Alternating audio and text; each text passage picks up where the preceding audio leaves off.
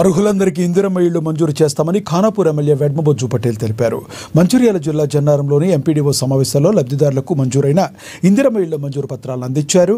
ఆ తర్వాత పొనక్కల్ single window కార్యాలయంలో జీలుగా మేలు రకమైన వడ్ల విత్తనాలను రైతులకు పంపిణీ చేశారు. ఇందిరమ్మ ఇళ్లలో అవకతవకలకు పాల్పడితే సహించేది లేదని హెచ్చరించారు.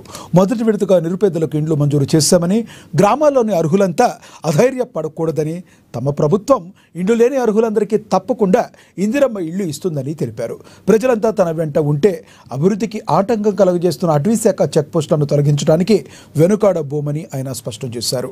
ఇందిరమ్మ ఇళ్లను వీలైనంత తొందరగా కట్టుకున్న లబ్ధిదారులను సన్మానించనున్నట్లుగా ఆయన చెప్పారు.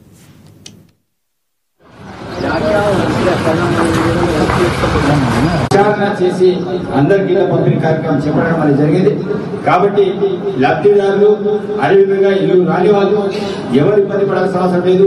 ఈ ఇల్లే కాకుండా ఇంతమంది ఎంపీడీ గారు చెప్పినట్టు ఐటీఐ కొట్టది సుమారు 12,000 పైసలకు మనకి ఇల్లు వచ్చింది. అక్కడ 12,000 అది కేవలం గిరిజనుల కోసం.